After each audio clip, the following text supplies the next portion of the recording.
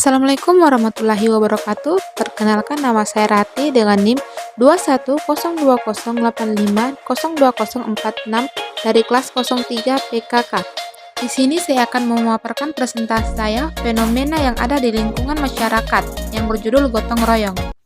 Pengertian gotong royong. Gotong royong adalah suatu kegiatan yang dilakukan secara bersama-sama dan bersifat sukarela agar kegiatan yang dikerjakan dapat berjalan dengan lancar, mudah, dan ringan. Gotong royong juga sangat sesuai dengan ajaran Islam. Islam menginginkan umatnya saling mencintai, menyayangi, dan saling berbagi. Itu sangat sejalan dengan prinsip gotong royong.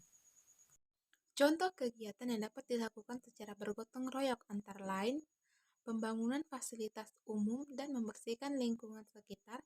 Sikap gotong royong itu seharusnya dimiliki oleh setiap elemen atau lapisan masyarakat baik di kota maupun di pedesaan. Karena dengan adanya kesadaran setiap elemen atau lapisan masyarakat melakukan setiap kegiatan dengan cara bergotong royong. Perubahan ekonomi Indonesia di bawah rezim Soeharto memungkinkan masuknya modal asing dari liberasi. Nilai-nilai budaya mulai dengan deras masuk dan menjadi bagian dari hidup masyarakat Indonesia. Kehidupan perekonomian masyarakat berangsur-angsur berubah dari ekonomi agresi ke industri. Industri berkembang maju dan pesat pada zaman sekarang. Tatanan kehidupan lebih banyak didasarkan pada pertimbangan ekonomi sehingga bersifat materialistik. Maka nilai kegotong royongan pada masyarakat telah memudar. B. Karakteristik gotong royong. Perilaku gotong royong pada hakikatnya identik dengan kegiatan yang melibatkan berbagai pihak. Dengan hal ini, jelas dinyatakan bahwa gotong royong tidak mengedepankan aspek individualitas, justru kekompakan dalam melakukan suatu tindakan atau pekerjaan tentu yang dilakukan atas inspirasi positif dari berbagai pihak. Perilaku gotong royong bukan suatu yang terjadi tanpa dapat diidentifikasi. Dengan adanya perilaku ini, maka secara tidak langsung masyarakat secara umum diberikan beberapa terkait dengan karakteristik yang melekat pada perilaku gotong royong. Beberapa karakteristik yang dimungkinkan cukup mempresentasikan perilaku gotong royong. 1. Sebagai sifat dasar bangsa Indonesia yang menjadi unggulan bangsa dan tidak dimiliki bangsa lain. 2. Terdapat rasa kebersamaan dalam setiap pekerjaan yang dilakukan sebagai bahan pertimbangan bahwa nilai-nilai kebersamaan yang selama ini ada perlu senantiasa dijunjung tinggi dan dilestarikan agar semakin lama tidak semakin memudar. 3. Memiliki nilai yang luhur dalam kehidupan. Gotong royong dan manfaatnya. Sudah sejak zaman dulu, bangsa kita menjalankan sistem kerja massal, gotong royong, dalam kegiatan-kegiatan pembangunan, baik pembangunan untuk sarana umum ataupun pembangunan untuk pribadi. Banyak sekali contoh-contoh yang masih bisa kita lihat dan kita saksikan sampai sekarang.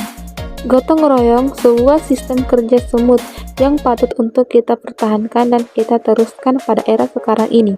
Tidak hanya bagi warga desa saja yang bisa melakukan gotong royong, warga kota pun tentunya harus bisa dan bahkan lebih baik. Banyak kegiatan yang bisa dilakukan bagi yang tinggal di perkotaan. Membangun poskamling, membersihkan parit, membangun tempat ibadah, menjaga kebersihan, dan masih banyak lagi kegiatan yang lainnya. Manfaat lain dari gotong royong, di antaranya pekerjaan selesai dengan cepat tanpa harus mengeluarkan biaya ataupun kas RT RW. Dan jika berupa pembangunan fisik gedung akan sangat menghemat anggaran karena biaya untuk tenaga kerja berkurang dengan adanya gotong royong. 2. Tanpa terasa persaudaraan dan kebersamaan sesama warga semakin erat. Yang pejabat kenal dengan tetangga yang pekerja atau buruh, yang pedagang kenal dengan yang bekerja sebagai supir, yang kaya kenal dengan yang miskin, begitu juga sebaliknya. 3. Keamanan lingkungan semakin terjamin. Dengan rasa persaudaraan dan kebersamaan serta saling kenal di antara warga, tentu jika ada pendatang baru ataupun ada tamu asing yang mencurigakan, tentu warga akan cepat mengetahuinya. 4.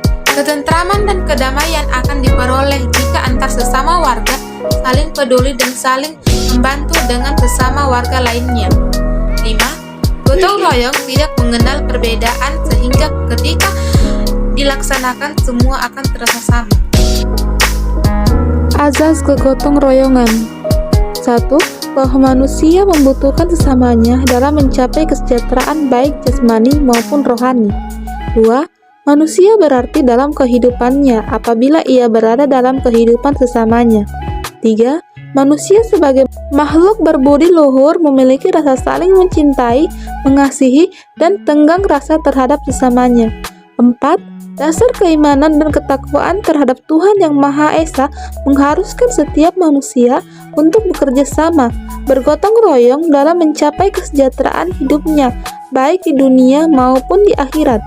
5. Usaha yang dilakukan secara gotong royong akan menjadikan suatu kegiatan terasa lebih ringan, mudah, dan lancar. Kendala gotong royong di era digital. 1. Nilai-nilai karakter gotong royong dikembangkan di sekolah belum terjabarkan secara menyeluruh, sehingga berdampak pada pemahaman setengah yang dimiliki siswa mengenai perilaku gotong royong tersebut. 2. Kurangnya pemahaman pihak masyarakat bahwa saat ini relevan ketika harus menggunakan prinsip gotong royong, sehingga pemahaman seperti ini akan dianggap sama dan tidak ada kesalahan di dalamnya. 3. Mulai memudarnya rasa sosial yang tertanam di masyarakat, baik di wilayah pedesaan maupun di perkotaan. Kalau di perkotaan sudah bisa kita maklumi, karena tantangan hidup sangat berat, tanpa uang bisa mati kelaparan, sedangkan di desa masih punya kemudahan untuk bertahan hidup. 4. Kurangnya keteladanan dari pihak pemerintah sendiri, umumnya tidak pernah turun tangan ke dalam masyarakat untuk membangkitkan rasa sosial yang sudah lama hilang di dalam masyarakat. Itulah tadi pemaparan dari materi saya, kurang dan lebihnya mohon dimaafkan. Wabillahi taufiq wal hidayah. Wassalamualaikum warahmatullahi wabarakatuh.